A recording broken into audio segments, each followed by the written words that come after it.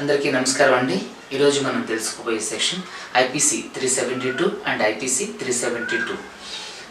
ఈ IPC 372 and IPC 373 ఏంటంటే selling the minor the purpose of prostitution, buying the minor the purpose of prostitution.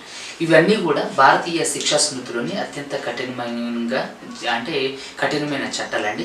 ఇది 1860 చట్ట సవరణ ప్రకారం ఇవన్నీ కూడా అప్లికేబుల్ అవుతాయి అన్నమాట. ఈ selling the minor the purpose of prostitution, buying the minor for the purpose of prostitution, ఈ రెండు కూడా అత్యంత నేరాలుగా సమాజంలో పరిగణించబడుతుంది. వీటిని కూడా గౌరవ న్యాయస్థానాలు తీవ్రంగా వీటిపైన పనిష్మెంట్స్ అనేవి కూడా తీవ్రంగా ఉంటుందన్నమాట.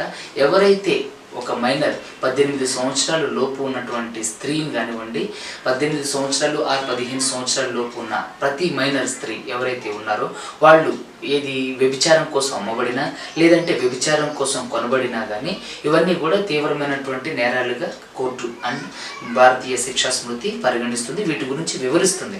ఎవరైతే ఒక వ్యక్తులు కానివ్వండి లేదంటే వ్యక్తుల సమూహం కానివ్వండి, కొంతమంది అమ్మాయిలను కానివ్వండి లేదంటే ఒక అమ్మాయిని కానివ్వండి, వాళ్ళని అంటే ట్రాప్ చేసి కానివ్వండి లేదంటే వాళ్ళ మైండ్ సెట్కి అనుకూలమైనటువంటి కొన్ని బహుమతులు ఇచ్చి కానివ్వండి లేదంటే వాళ్ళ పేదరికాన్ని అడ్డుపెట్టుకొని ఎవరైతే ఈ 18 సంవత్సరాల లోపు ఉన్న అమ్మాయిని ట్రాప్ చేసి ఈ వ్యభిచార కోపంలోకి లాగాలనే ఉద్దేశంతో ఎవరైతే కొంతమంది ముఠ ఎవరైతే ఉన్నారో వాళ్ళు అమ్మాయిల్ని కొనడం కానివ్వండి, వ్యభిచారం కోసం అమ్మడం కానివ్వండి చేసి వారికి యొక్క వ్యక్తిగత స్వాతంత్ర్యాలను హరించడం కానివ్వండి, సమాజంలో ఉన్న వాళ్ళ గుర్తింపును నాశనం చేయడం కానివ్వండి, వారి యొక్క అభ్యున్నతిని వీళ్ళు మొక్కలోని అంటే వీళ్ళ యొక్క అమ్మాయిలు ఎవరైతే 18 సంవత్సరాల అమ్మాయిల్ని ట్రాప్ చేసి ఈ వ్యభిచార కోపంలోకి లాగడానికి ప్రయత్నం చేశారో, ఈ వ్యభిచార కోపంలోకి లాగబడిన స్త్రీలు ఎవరైతే ఉన్నారో వాళ్ళ జీవితాన్ని ఆదిలోనే అంతం చేయడానికి ప్రయత్నించబడుతుంది.